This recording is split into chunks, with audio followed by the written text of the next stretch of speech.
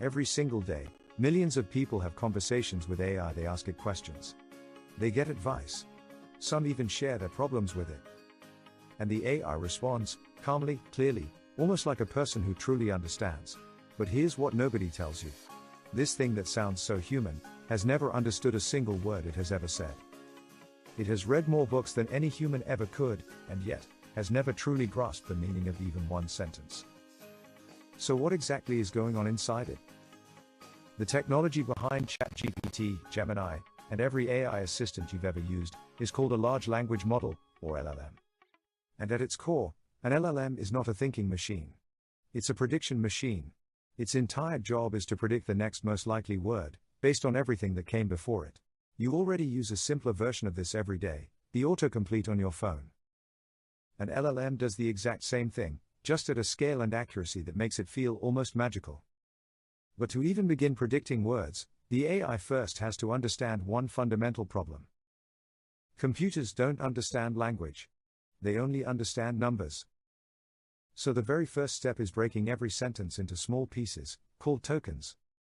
Each token is then mapped to a unique number. The word hello might become 5,847.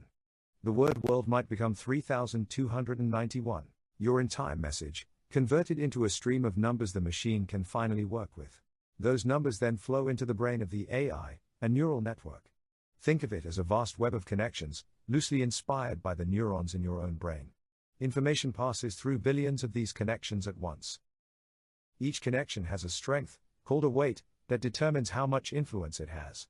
During training, the AI adjusts these weights trillions of times, slowly learning which patterns in language lead to which outcomes. But a neural network alone wasn't enough. There was still a missing piece. Imagine you're at a loud, crowded party, voices everywhere, music playing, glasses clinking. And yet, somehow, your brain locks onto one conversation across the room. That ability to focus on what matters and ignore what doesn't, that's exactly what the attention mechanism gives the AI. It allows the model to weigh each word in a sentence, deciding which ones are most relevant to understanding the meaning. This single breakthrough is what transformed LLMs from decent autocomplete into something that feels like genuine understanding. Now when you send a message to an AI, it doesn't just look at your last sentence. It looks at the entire conversation, everything you've said, everything it has replied, all at once. This is called the context window. It's the AI's working memory. But just like human short-term memory, it has a limit. It can only hold so much at one time. And when the AI reaches the edges of what it knows, or what it can hold, something interesting happens. It doesn't stop and say, I don't know. Instead, it keeps predicting, filling the gaps with whatever sounds most plausible. The result is what researchers call a hallucination, a response that sounds completely confident, but is simply wrong. Not because the AI is trying to deceive you, but because it genuinely cannot tell the difference between what it knows and what it's guessing. This is where fine-tuning comes in. After the initial training, engineers go back in and teach the model how to behave, using real examples and human feedback. They show it thousands of conversations. They reward good responses. They correct bad ones. And gradually, the model learns not just how to predict language, but how to be genuinely useful.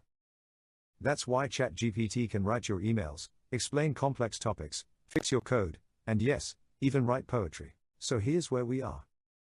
A system with no thoughts, no feelings, and no real understanding, has become one of the most useful tools humanity has ever built.